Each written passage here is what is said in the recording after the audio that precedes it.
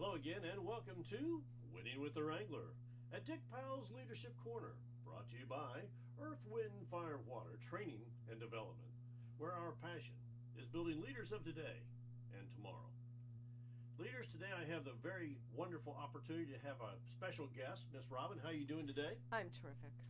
Today we're going to look at something that I don't think people talk about a whole lot. I think they might talk about it in silence amongst themselves.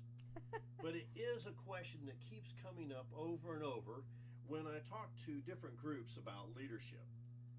The question is why do some people choose to rise above their roots? In other words, I myself grew up on a dead-end street that dead-ended into the swamp, and you know, it was a great place to grow up as far as I was concerned. I thought the swamp was a wonderful place. But you know, I had to make a decision sometime during that opportunity of what I wanted to do. So why do some people choose to raise above their roots, where they were born, who they were born to? Do they have the poverty mindset, or were they raised with wealth and privilege? Now, I've seen both have to make that same choice. I've seen the ones who are raised with wealth and privilege have to make that same choice whether they were going to rise or fall. So why do some succeed and some just ride the surface, going wherever the wind blows? It's a good question. You have any thoughts right off the bat? Off the bat, I would say some people just don't think about it. Don't think about it. You know, I think you might be right. I think they just go through life. They were raised to do this. They were raised this way. We did this way. We did that way, and that's fine. It's fine. Other people, I think, look around and say, "Wow, I want to be like that person," and that could be someone who, according to maybe the family, is either above you or below you. I will say, make a unique distinction here. You were raised in a family where they evaluated people when they met them, whether they had more money or less money. Right. And that was basically the only qualifier, right? It wasn't that they were smarter or not as smart. It was basically, yes, it was social standing. Okay. I was raised in a family, the greater family are basically factory workers. We came from a factory town up north. Everybody worked in the factory. For generations, Right, including the current young people, I believe, are still, and that's fine. It's fine. I have some cousins who worked in the factory that when the factory closed, they found different careers. And so in their 40s, they were looking for a different career path. But my family theology, philosophy was, you're in America, everybody's equal. There is no class distinction. Your grandfather definitely had a different we way did. of looking at it. My father's family didn't look at it any differently. There was no class distinction. If you made more money, okay. If you were the supervisor in the factory, okay. And you lived in a better house, okay. You know, we were all had what we had, and there was never any big discussion. We didn't talk about money. I have no idea how much money my parents made. So there was never really discussion. There was about no this, discussion rising above where you're at. There was nobody saying you know. You're looking above your station. That didn't come up in my family, but I remember hearing about it from other people, and I guess I didn't really have a good understanding of that, because that wasn't the way. It wasn't part of our. For me, it was like in my family, basically your life was planned out for you, and if you went against that plan, then ramifications. You had to put up with it, and of course I've had to put up with it my whole life. Oh yeah. But I still look back at all the great inventors. I look back at the great artisans, and even people who I looked up to who were great woodworkers and people who worked with their hands and craftspeople. Okay. On a different level. And what made them choose to go to that next level? Not just to build a chair, but to build a great chair. build a chair. And what was it that pushed them or encouraged them, or what was it inside them that did that? And so I really started looking at this really in a more different way. So we don't know if it was something that's part of your genetic makeup. I don't know. Or if it was part of the influence people had on you at different times in your life. I've talked to two of my different mentors. One is a in the psychoanalytic world, Right. and they said that it could come from either place. Or both. And what it is, there's some spark that happens in some people Okay. who say, I want more. Or I or can want do different. more. Okay. I'm able. I know I can able to accomplish more. And what that person told me was, and Doc was really good about telling me, he really said it's about choices. Right. How you Okay. how you chose. And this inner drive to make choices. And he added one thing that I didn't think about, and that was the ability to take a risk. Okay. And when he started talking about that, there was risks that he started talking about in characteristics of individuals, of personalities, of habits, and how they all start to combine to either give the individual the ability to make those choices or Just stay where they are. to really accept where they are. Now, I grew up in a household that basically said, accept your raisins, son. And I was don't go beyond it. I was expected to stay at that level, Yeah. and nothing more was expected other than that level. So when I started stepping out of that, we remember what happened. Yeah, it irritated some family members immensely. So Mm-hmm. I started really asking more questions of these people who I respected, my mentors and whatnot. They came up with a list of things for me, and that's what I'd like to talk about. Okay. Some of these things that really spark people to rise above where they're at is this whole thing of inner curiosity. Okay. Okay? And everybody's born with inner curiosity. When we're babies, we're curious about everything. We crawl around. If you've watched a newborn or when they get ready to crawl, they go everywhere, do everything. When they can walk, boy, they're going. They're curious about everything. And that appetite for learning and new discovery, it's innate. I was having this flashback to how many times people told children, "Don't touch that, don't touch that, don't touch that," and it's just their natural curiosity. Yeah. But we so I caution everybody, we've got to be very careful not to remove that innate quality born Don't to kill it. all of us, and what I've seen over and over, not only in our educational systems, but in our parenting systems, sometimes we kind of limit or drive out that curiosity. And, And I don't think it's intentional. I think it's just, how do I want to say? It's not intentional that drive the curiosity. It's just you want the kid to behave. Yeah, okay. Stay in their little box that you wanted to stay in and not be reaching and jumping and everything. Well, my grandfather raised me most of my young life, and he had this saying, as I wrote it down here because it was cool. He says, curiosity is not what killed the cat, because you've all heard that, curiosity kills the cat. Yeah. Well, curiosity is not what kills the cat. Curiosity is what gives the cat the ability to live 9 lives. Yeah, that's right.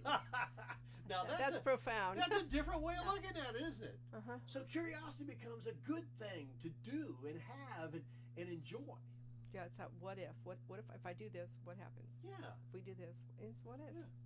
Be curious. Do you see the risk value in that, though? And you can really get hurt. Oh man. This is Careful. what Doc was talking about.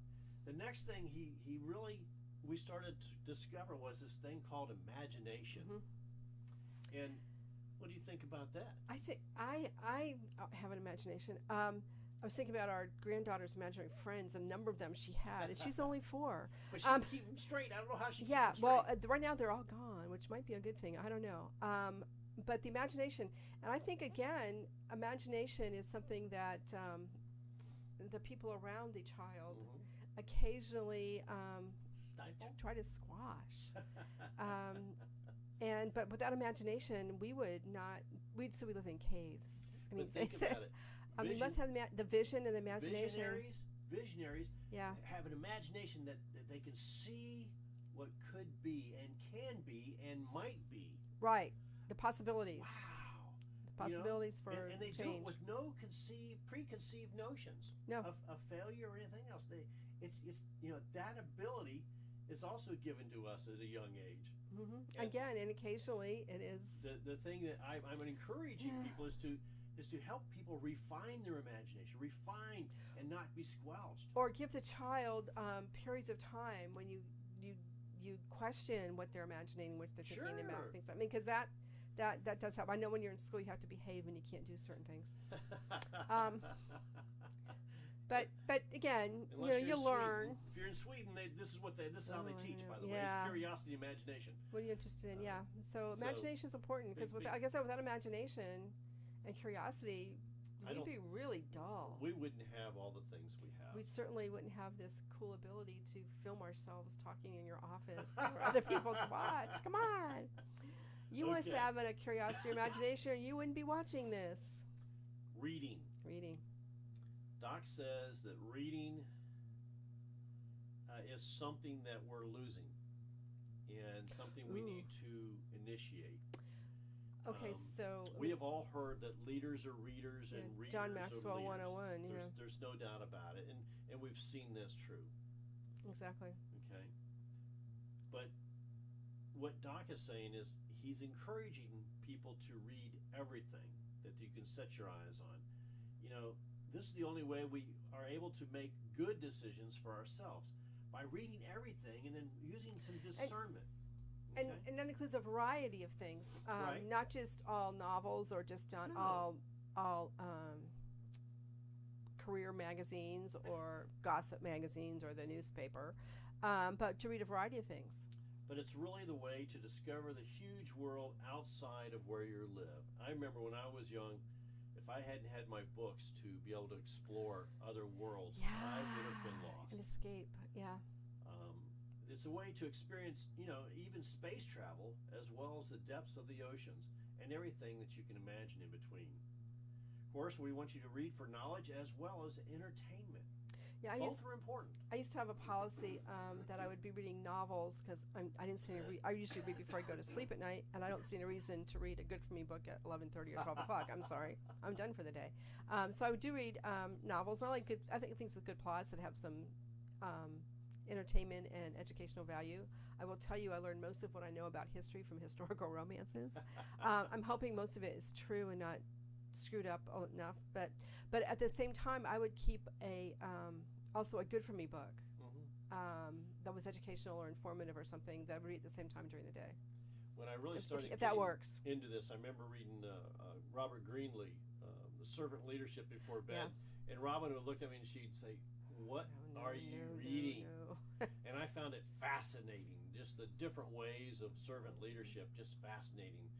But Miss Robin, it took her a little while I to get read it during the day. It might have taken me 3 or 4 weeks instead of 2 or 3 days, but it's okay. I got through it. But It was again, a good. lot of those books that are the good for me books, you can't read like you read a novel. You can't just No, open up and no. read until you fall asleep. You really can't. You have to stop every chapter or so and give the mind time to assimilate and Take understand. some notes, get some and again, highlights. forward. How am I going to Right. put this into practice and all that kind of thing. So Right, it's good. right. It's good. The next thing I want to put forth for you all to think about is the word experimentation. I'm seeing the kitchen blow up. I'm sorry. I only did that once. So this with experimentation, there's always some risk. Now, there's no doubt about it. But the biggest risk, the biggest for most, is the risk of being found out as a failure. Correct. We could. We have to remember that Thomas Edison Uh-huh. had 10,000 light bulbs before he got one that worked. Yeah. And they said, "Well, did the 10,000 failures drive you crazy?" He said, "Yeah, but the one." The one. So keep that in mind. Yeah. So, we do have the ability, though, to realign our brain to believe that experimentation will have some failures. And these so-called solved failures can be the most positive learning experiences we ever have. Mhm. Okay? If you go back and evaluate it first. Right? So, Skip that step, not so much. I only ever burnt my hand once on the stove, okay? The bragger. Yeah. So, so the risk of experiment seems less and less, and the benefits more and more. Yeah, I think you have to try things. And that applies to every part of life. Again, we're talking about choices, making choices, and, experimenting with and what then, works. You have to live with the consequences of choices, and that's the whole thing of experimentation. That's how we learn. It really, truly is. It's you can read a book about how to do an experiment and read how the experiment should come out. Yeah. But until you do it yourself and you mix the chemicals yourself and do all those things. Yeah, I'm having bad flashbacks like him too. Well, okay. I had many of those that didn't work out because I didn't measure correctly.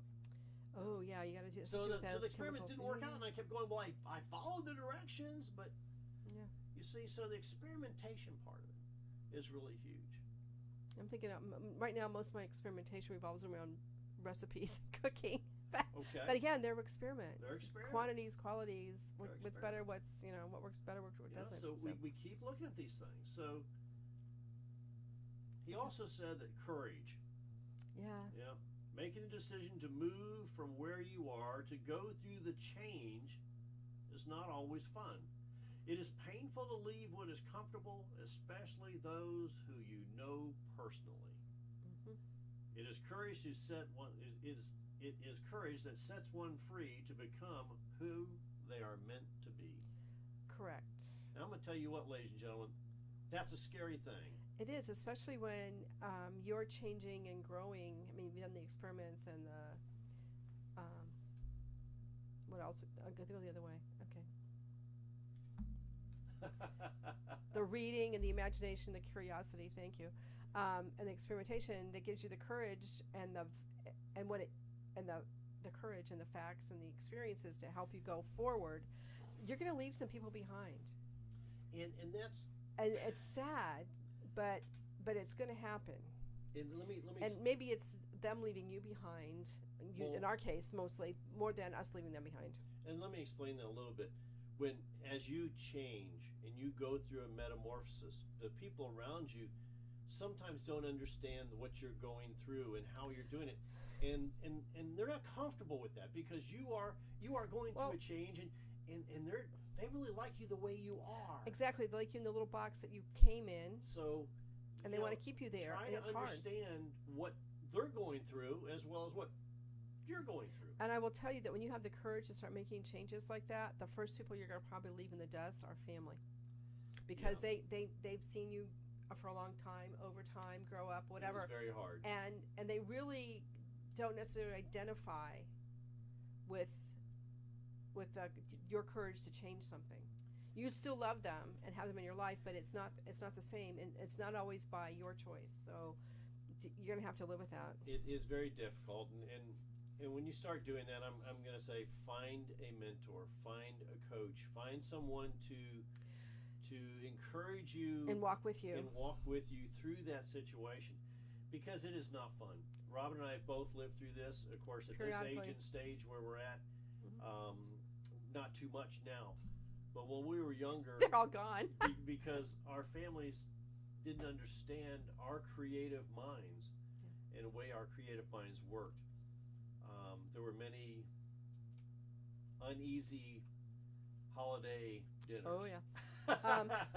Also, remember that when you're finding a mentor to walk with you through these processes, at some point it might be the mentor that either leaves you behind or you need to leave behind. Well, and there are times when it's time to move on from one mentor to another. Exactly, and that's just part of the cycle and the growth. Okay. I'm going to talk about this next piece because I think this word tenacity is such an interesting word. This thing of never giving up, Yeah. Never give up. Never's a hard word. And I'm not so sure I like the word never. No, because sometimes there's a time.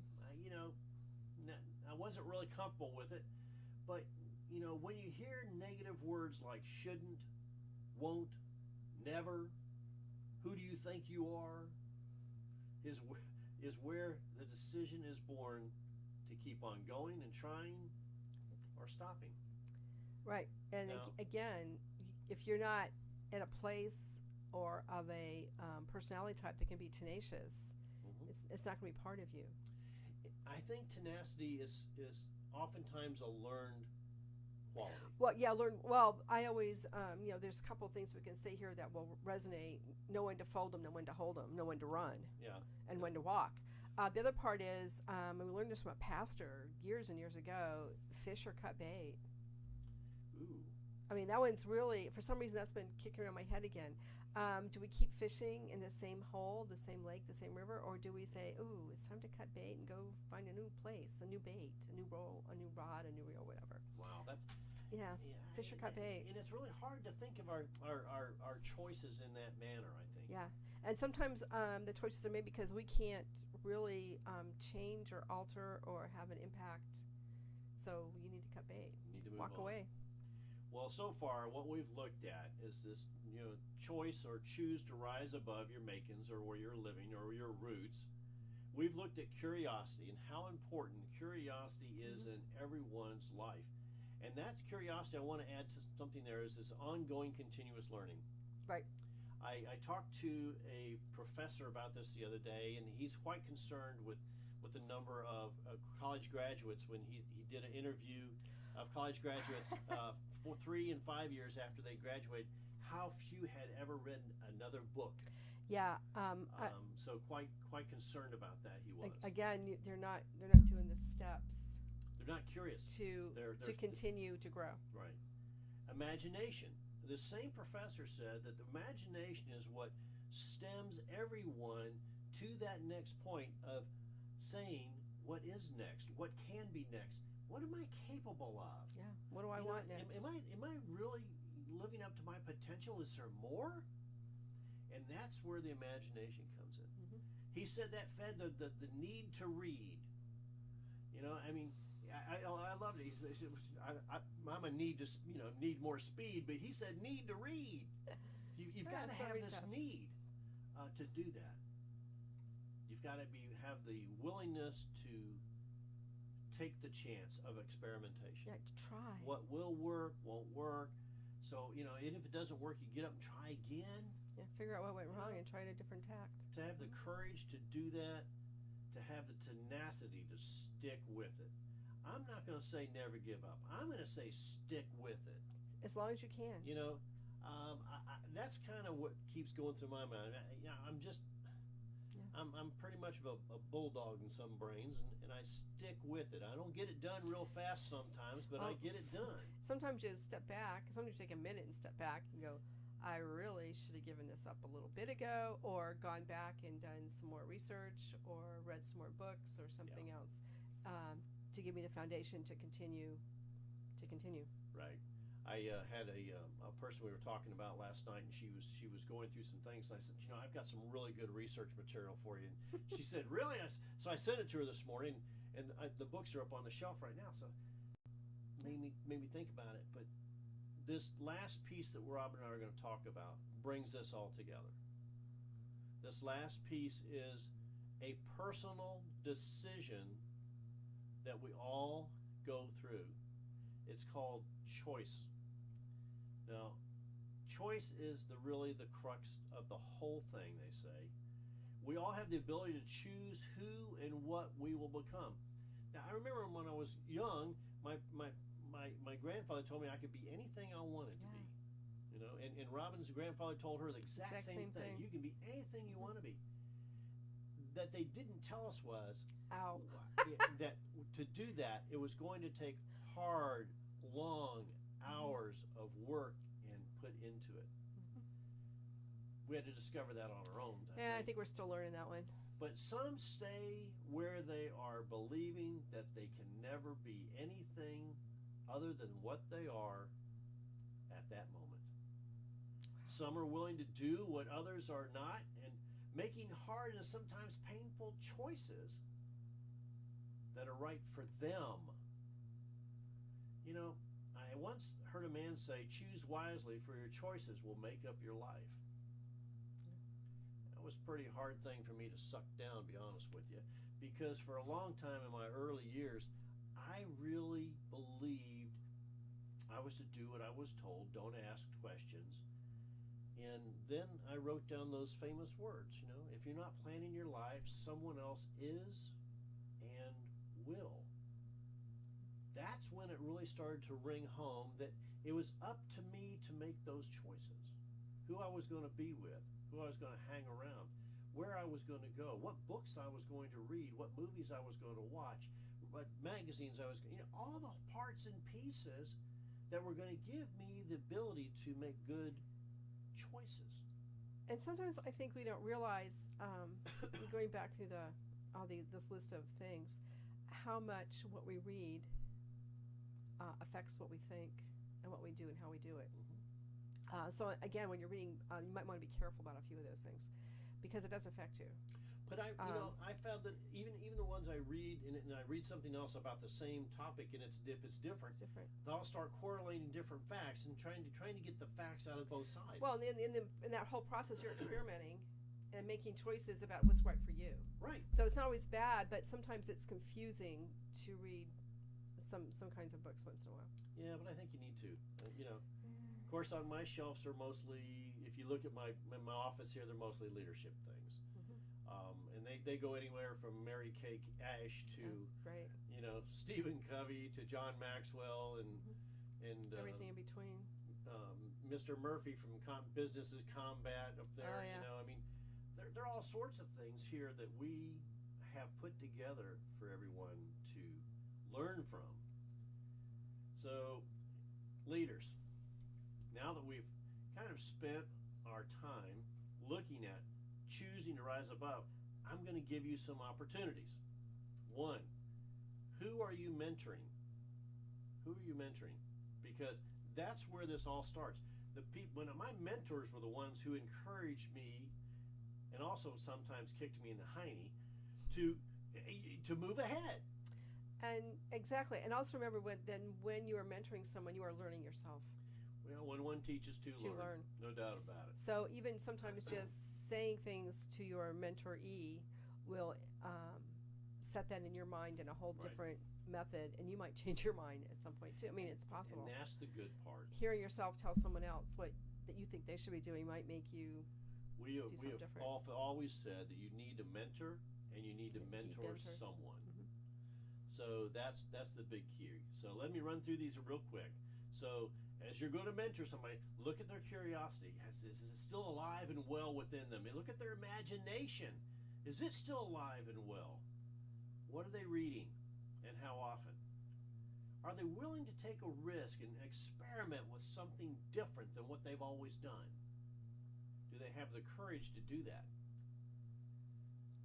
Do they have the tenacity to hang on when things aren't going their way?